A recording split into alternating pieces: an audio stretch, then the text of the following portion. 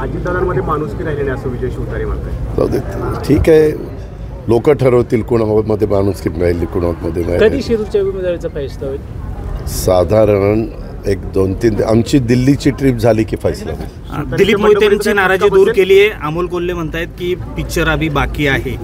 हो का, समोरच्यांनी काय बोलावं, तुम्ही पत्रकार मित्र काय करता, मला उपमुख्यमंत्री म्हणून माझं विचार ना, हे असं बोलला तो तसा बोलला, त्यांना प्रत्येकाला उत्तर द्यायला मी बांधील नाही आहे. तो त्यांना संविधानाने प्रत्येकाला आपलं आपलं मत मांडण्याचा अधिकार दिलेला आहे, प्रत्येकाचा ऐकून घेण्याचा अधिकार नागरिकांना दिलेला आहे. जबाबदार नागरिक सगळं ऐकून घेतील आणि त्यांना योग्य वाटतील त्या पाठीशी उभं राहतील.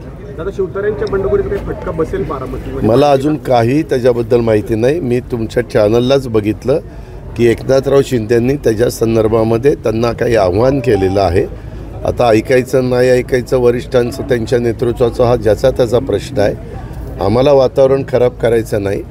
आम्ही आरेला कार्यक्रम करू शकतो, पण मला महायुतीमधलं वातावरण खराब न करता निवडणुकीला सामोरं जायचं आहे. कारण मी काही स्टेटमेंट केलं की त्याचा फार वेगळा विपर्यास केला जातो. आम्हाला कायदा सुव्यवस्था व्यवस्थित ठेवून ह्या निवडणुका पार पाडायच्यात.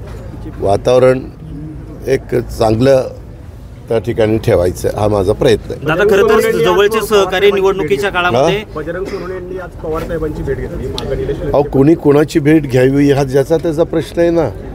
त्या संदर्भामध्ये कोणी कोणाला बांधून ठेवू शकत नाही. ज्याला ज्याचे विचार पटतील तो त्या अशा पद्धतीनं भेटी घेऊ शकतो. आम्ही जे आमच्याबरोबर येतील त्यांना बरोबर घेऊन आम्ही जाऊ.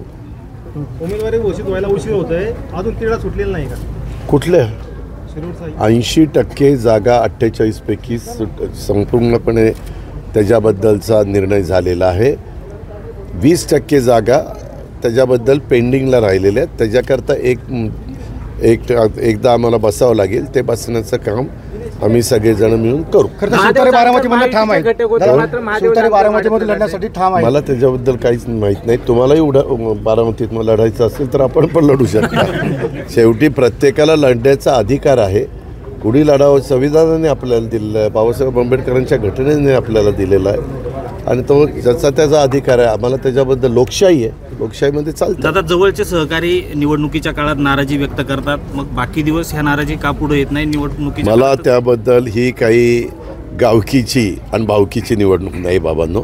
ही देशाच्या 140 कोटी जनतेचं भवितव्य ठरवणारी निवडणूक आहे. आपण त्या अँगलने ह्या निवडणुकीकडे बघू, म्हणजे मी तरी त्या अँगलने बघतो. आता मावळ लोकसभेत आता आक्रमक झाले आपला अजित पवार गट आणि ते म्हणतात की जर शिवतारे असं म्हणत असतील तर आम्ही प्रचार नाही करणार महायुतीचा. आम्ही सगळे बसून एकनाथराव शिंदे साहेब, मी, देवेंद्र फडणवीस, सुनील तटकरे, चंद्रशेखर बावनकुळे, आम्ही सगळे प्रमुख लोक बसू आणि त्याच्यामुळं व्यवस्थितपणे मार्ग काढू.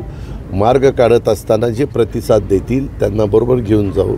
जे प्रतिसाद देणार नाही त्यांच्याबद्दलचं त्या पक्षाचे नेते निर्णय घेतील.